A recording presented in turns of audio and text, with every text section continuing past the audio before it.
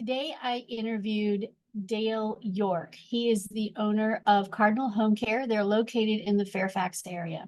And the reason I thought Dale would be a good interview, and I was right, is because he also, just like some of our other interviews, is out there in his community, showing his face, getting in front of people, shaking hands, looking people in the eye, and really participating.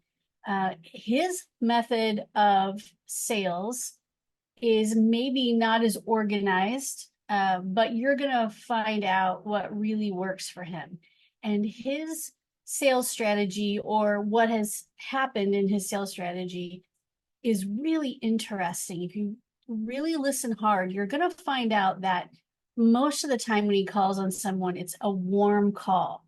It's not walking in cold. So you're going to see that in this interview, and he'll tell you how he does that and why he does that. So overall, this is a great interview with a brilliant home care agency owner who actually got licensed with his home care agency like 3 months before COVID. So they have already been through some of the toughest times and now does really well. But this is another owner who is a salesperson who is very involved in being the face of the company. So take another lesson from a seasoned veteran in home care and learn more about sales strategies that you probably haven't thought of. So with that, I give you Dale York. It was December of 19. We got licensed, and then that first year, we got some cases here and there. It was But it mm, also is a testament to your persistence in what you do, and that's getting out there. And I mean, I guess during COVID, you probably couldn't do what you do right now, but checking on her client. I had no idea who this person was, so she liked the caregivers, and I said, "Well, can we meet for coffee?" And she said, "Absolutely." So she asked me, she goes, "Listen, nobody wants short shifts. Like, I got a 4-hour case if you want it." I was like, "Sure, we'll try it out." And really, that's kind of how it started, because the company that she worked for would call and say, "Hey, Michelle said that you were able to help her with a client. Can you help me with one of my clients?" Um, but I, when did you start, like, I'm out here, I'm going to do this every day or several times a week, and I am going to make connections everywhere in this community? the first year we did pretty well our first year. And my strategy at the time, and I think it's still my strategy now, is we had a client that lived at an assisted living, and I had no idea that she had a care manager. And the care manager called one day to check in on her client. I had no idea who this person was. So she liked the caregivers. And I said, "Well, can we meet for coffee?" And she said, "Absolutely." So she asked me, she goes, "Listen, nobody wants short shifts. Like, I got a 4-hour case if you want it." I was like, "Sure, we'll try it out." And really, that's kind of how it started, because the company that she worked for would call and say, "Hey, Michelle said that you were able to help her with a client. Can you help me with one of my clients?"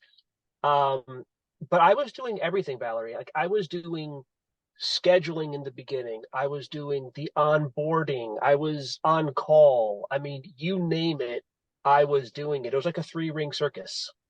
Truly. Yeah, I know. I trust me. I don't know how any of you do this all day. It's a crazy business. I mean, it's Once rewarding, but if there wasn't a reward, a human element of this and a reward to it, no one would do it. So it's got to have more rewarding moments than chaos, insanity, negative moments. It's just, taking care of I people. think I think the reward, um, I mean, obviously, if you're going to run a business and you want to be in home care, I mean, you have to have somewhat of a servant's heart. Um, but I think we just saw growth and revenue growing. And I was like, well, I guess I'm just going to keep doing what I'm doing. Um, So I think at the end of the day, yes, I was running around 12, 13, 14-hour days. Um, but I think at the end of the day, to hear, hey, good job, my mom's happy with the caregivers, to hear the care managers call and say, hey, can you help us with this? I mean, that was rewarding in and of itself. Mhm. And today, how would you describe your week? What kind of or do you make a plan or do you have a plan before you walk out the door Sunday night? Do you sit down and say, here's what I need to do, or Friday afternoon? And Monday, do you have a plan, or are you just hmm, I need to get better with that. I think one of my downfalls, really, I think one of my downfalls is I think I just kind of wing it. Um, and I think, I mean, it got me pretty far, but I don't think it's going to keep getting me far if I don't kind of change some of that. So no, I think I sometimes have a game plan. Um, like this week, I'll set up appointments for next week. yeah, good. But if there's holes in my calendar, I'll go into the office where I probably should be out marketing. Um, I don't know. I mean, it's just we took a big hit with hours around the beginning of the year, January, February. We lost maybe, I don't even know, 25, 30% of our business. Um, it was really bad. Um, Is this from people people passing away or moving? actually both. We had people moving out of state. They moved from their homes into local communities. They passed away. Um, and there was a lot of 24/7 care that we had gotten from care managers. So I think we lost like 7 or 8 clients, but they were like big ticket clients. And so that's kind of caused me to, like, all the social media posts that you see. Yeah. I was talking with my social media lady, and she's like, "We just need more." She's like, "Help me help you," kind of a thing. So that's why you see all of that. Mhm. Well, I mean, it's obviously caught some folks' attention. I think the way you're using LinkedIn um, to tag people or businesses that you're around, or tag the people once they're up. I guess you can go back in and tag anybody you want. And that, I mean, to me, that's what it's all about from a digital perspective. But you actually making that connection, that's what everybody should be doing. Now, there's another piece of this that is apparent to me, and that is that you must have a pretty nice staff back at the office that you can trust, because you're not bogged down now today. You can go out and do this stuff. There are some owners that can't get out of the business so that they can go do stuff. They are still, mired down in the scheduling and I know that's normal when you're starting up, but it looks to me like you've set yourself up operationally so that you can get out of there. So, and I'm pretty much an open book. I mean, you can ask me anything, and I'm happy to share anything with you. So we were probably, it was mid-year. I don't even remember, a couple years ago, and I was probably around like 1.5 million, and I was going nuts because I was so busy. And a friend of mine said, "You got to hire a scheduler. Like, you got to get somebody, because now you're going to lose money because you can't do everything on your own." Um, so I wound up hiring somebody that I completely trusted, and I think that was the main thing. Most employees that we have working for us have never worked in home care.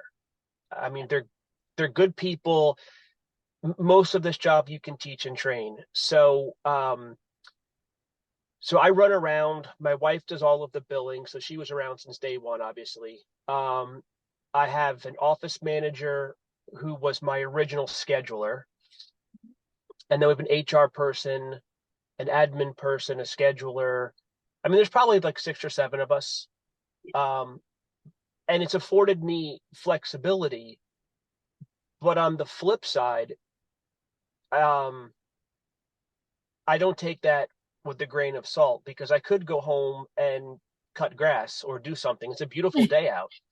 But all of these employees are expecting a paycheck. And so, right, like they've been really good to me, and how can I let them down? So when I'm out here meeting people and going to events and posting things and trying to get business, it's really because like a business collectively, like I love these people that I work with, right? So how can I let them down and be like, oh, our hours have dropped? Well, that's okay. They'll come back up. Yeah. But I don't want to be one of those owners where, hours go down, you let somebody go, you bring them back. That's not fair.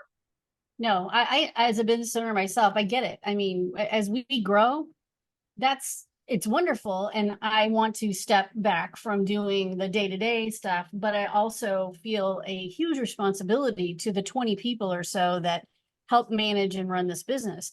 They have to get paid. And so I get it. I get it. You're out there because you feel a heartfelt responsibility to the folks that help make this successful behind the scenes. So I get it. I couldn't just sit here all day either. I got to be doing something to help with the business. But I also know that if those people weren't the reliable, trustworthy people that they are, you wouldn't be able to leave the office. So that's a testament Correct. to them, right? You hired the right people to substitute for you and to really do more than you could do. So um, so you're in the Fairfax area. I know you probably serve a lot of Northern Virginia. And Mhm. um, do you have a specific, like a radius that you go out in? Are you in like a 20-mile radius of the office? Are you marketing, going out and meeting with people there? Or I how do think, you? I mean, Fairfax is kind of right in the middle in Northern Virginia. So, if you looked at a map, we would go from like from Fairfax to Old Town Alexandria, which is right along the Potomac River. And then on the other side, going west, would be Leesburg. So I I would say it's maybe 20 miles like one way, 20 miles the other, maybe. Yeah. Not to, I I'm mean, not but sure. you're not driving 50-mile radius to go visit with folks. I mean, I mean, 20 miles is big enough. I mean, it's a fair enough, big enough market, considering you're in a pretty densely populated market there in Northern Virginia. So, I, um, I think what's I think what's made us successful thus far is whenever somebody that we get is in a retirement community, whether it's independent living, memory care, assisted living, whatever it's been, I've been over there a lot. And the feedback that we've gotten from directors of nursing is I feel like you care because you're just checking in on the residents. So when they refer to us, or if a care manager refers to us, I probably go a couple times a week, to be honest with you. Is that too much? I don't know. I mean, you could say you should be marketing and doing something else, which probably, but on the flip side, there's a customer service and there's a like a care component where I feel like, okay, you're going to be in good hands with Cardinal because they're going to take care of you. yeah. Well, So, keep um, referring to you. I mean, a lot of direct, like half of our business, I would say almost half, is probably referrals from directors of nursing. And I would say probably the other half, um, maybe not half, maybe like 40 and 40 would be like care managers. And then we get random leads through the website. Um, but I would say the vast majority are either DONs or care managers. And do you remember, do you have a methodology in your head? I know you say you wing it, but I know there's probably something you do to get past the gatekeeper and to get to that director of nursing. And maybe it all just kind of comes because you got the care manager who referred you to the person, then you get to meet the director of nursing because they went into the nurse. I mean, maybe it all just kind of rolls together, but how did you get to that director of nursing? So this is what's frustrating. So I'm not good with I don't know how to just like cold call or make things happen. Like truly, like that's why I think we talked offline a little bit about my reaching out to another coach because I don't know how to really get into rehabs. I mean, their doors are closed. That's not my strategy. Yeah. When so like if I have a new client at a community, then I'll meet that director of nursing. Yeah. I'll meet the staff, and then I'll ask, hey, one of your sister properties, is there someone there that you can refer me to? I've got a lot of caregivers looking for work. And they'll Hmm. say, oh, yeah, call Gladys. She's over. Do you guys have sunrises where you are or bright Yeah. views? Or Yeah. so, like, good example, like, we're taking care of somebody at a community, and one of the nursing supervisors I know works at a bright view. And I said, hey, I said, who's your DON? I said, I've got tons of caregivers looking for work. Can I reach out to your DON? She's like, oh, yeah, her name is Janet. Give her a call. I said, well, she's not going to know me. Do you mind if I just said that you referred me to her? And she's like, oh, absolutely. She's really nice.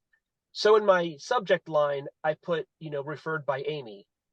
And then when the director of nursing opened it up, she's like, oh, yeah, come on in next week. We can talk. Nice. So, um, like that's been my strategy. But like going into a rehab and just kind of cold calling, I feel like I'm just another number that just calls on them. Like Mhm. there's no relation, there's nothing there. So it sounds So to me like you kind of use connection to reach out to a connection, like a spider web. So you've got this person can help you reach out to this. You're using your connections to reach out to more connections and to make more connections. Sounds. I I am, but where I am now is like now I need to somehow um like I feel a little dead in the water right now, to be honest, because I've made tons of connections in like some of the Fairfax area, Loudoun County. Like I know a lot of people, but I'm trying to like the pipeline's been slow. So I'm Yeah. trying to keep these connections going and I feel like I've lost some momentum. Mhm. Um like cold calling, how do you that's just not I don't know how to do it. I would love to learn, but that's not where I am right now. I Well, wish I I think, was, but I'm not. yeah, no, it's tough. It's tough. And especially if I don't know what your former life was before you opened a home care agency. I don't remember that, but I know that most of us who get into this probably maybe didn't have a sales background. We weren't salespeople. I'm certainly not a salesperson, but having a salesperson on my staff, I can see the inherent difference between someone who knows how to sell and me. So for instance, Don Fiala, Annette Hmm. Ziegler, and Lisa Marcellet on our team, they know how to get past it. They know how to walk in cold. And they know that even if you walk in cold, and I'm happy to share some of those videos with you. But if you walk in cold, it's time. It takes time. You got to get past the person at the front desk. You got to know them by name. You got to make sure that they're comfortable with you before they're gonna throw you over the fence to Marcy or whoever it is that you really want to talk to. So it is a time, a patience, and definitely a work of art. But it does happen. And I think that, well, in the courses that Dawn and Lisa and Annette teach, they talk about leave behinds a lot. And I think you do this anyway with the folks that you know, and, you might bring them a little something or, sponsor an event or whatever. And that's something that they teach as well. The person that I talked to before you is very interesting in his approach as well. He's only been open 5 years, which is a pretty long time, but I mean, his philosophy is that he's out there every day, but he's making connections not just with the facilities and communities. He's also in the Rotary, making connections in Rotary, sponsored a little league team. What he's trying to do locally, he's in Bergen County, New Jersey, which is gigantic and very populated, but is make sure that people know that he's there to give back to the community in more ways than just in more ways than just senior facilities, and that he's very active in volunteerism, And that's not an immediate payoff by far. It's just another Mhm. way to do things. And he doesn't have a salesperson either. And that would be my next question to you. Do you think you'll ever at some point hire someone to take over some of this sales and marketing, maybe a seasoned home care salesperson? I mean, I don't know. Is that in your plan for the future? Um, yeah, I mean, absolutely. Um, I was planning on doing something earlier this year when our numbers were really high. Yeah, Um, I was like, okay, I think I'm in a position right now, like this is good. I don't want to stop what I'm doing. sure. Um, but I was like, okay, me and another salesperson, everything would be fine. Um, but then when our numbers went down, I was like, ah, shoot. So is it on the radar? It will be when the numbers get up a little bit more. Um, so I mean, we have some holes that we have to fill, some deficits that we have. Um, I think a lot of people that I talk to enjoy having a business owner come around, like Yeah. myself, and you probably experienced that too. Like they like talking to the owner. Yes. Um, and I've had to buffer myself with some conversations if it's not needed. Then I'm like, no, you can talk with them, and I got other things to do. Like Yeah. right, like, but um, I think referral sources like the fact that I'm very engaged, which has been very helpful. Yeah. But yes, I mean, I do intend on hiring a salesperson when numbers get up a little bit more.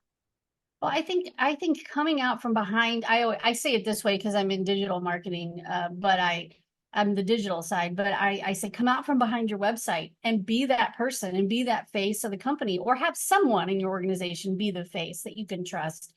That's always there, that they can count on to come around and check on, just like you said, check on that person who just signed up for services a week ago.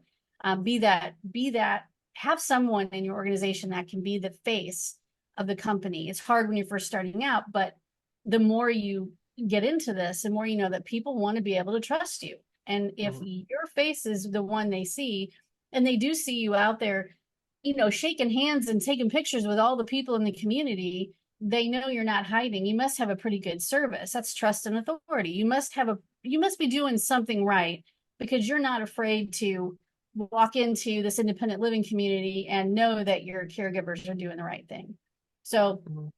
I think that it is important that the owner gets involved. And if that is not their plan from the beginning, then they need to have someone in the company who serves as the face of that organization. I think that either way, that's really important. So, and people do like to talk to the owner. And, I don't, that's okay. But you're right. There are certain administrative things that we try to give to the administrative staff. Agree. But yeah, I agree with that. So, but you know, getting the 24-hour cases back. I think one of our videos recently talks about, Dawn just did one, and I'll share it with you, that is all about getting back into those 24-hour cases, because that's where the margins are, and how to get more of those from her point of view. And that might be helpful.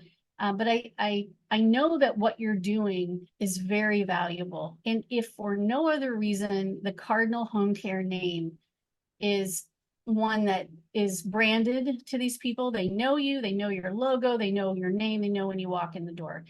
Even if it's somebody else that walked in the door with your business card, they'd be like, oh yeah, Dale. And yeah. So you're doing the right thing. I could see how you can run out of places, or you've been to XYZ place 5 times, you're really going to go back today, or you know, I can see how it would get, once you've done this for a while, you feel like you're in a place of, okay, who can I visit this week? What am I doing? But you're doing the right thing. So the only difference in you and the person I interviewed before is just, and I think you already do this, but it's just that he looks at it as a community involvement kind of giving back, and you do the same thing, but he's not focused on the facilities at the moment. That's his next step.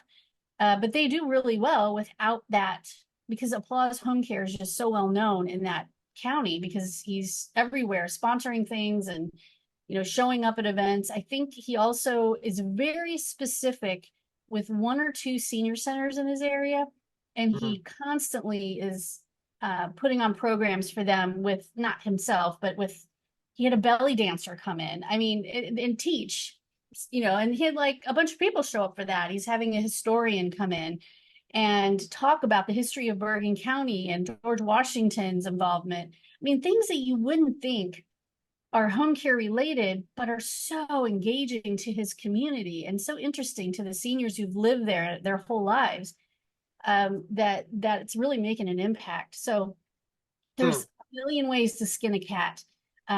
But I think, and I'll be happy to share. Also, I'll share his video with you as well. I just got that edited down. So, those are some great ideas too. But I know that what you're doing is valuable because I see it, and I wish everybody would do what you're doing. I think this industry is an amazing industry. Mhm. Um, I will say in Northern Virginia, it's somewhat cutthroat. I don't know how how other areas are, um, but I love it. Like I could imagine like people say like, would you sell? And I'm like, to do what? Like, what would I do if I sold? Right? I mean, I think you have to really love what you do. Mhm. I think you're always growing. You're always trying to figure things out. I think that there's good days and frustrating days like everything else in life. Oh yeah. Um, yeah, I mean, I really have no complaints at all. I mean, if I had to look back and, thank God for what I have, I mean, I have nothing to complain about other than, some silly things that happen here and there and some frustrations, Sure. but nothing that can't be overcome. Absolutely. Well, I appreciate you giving us some insight into your week and your day and your strategy or your winging it, because I think that it really shows how much you care about the people you work with and your community you're working for. No, thank So you.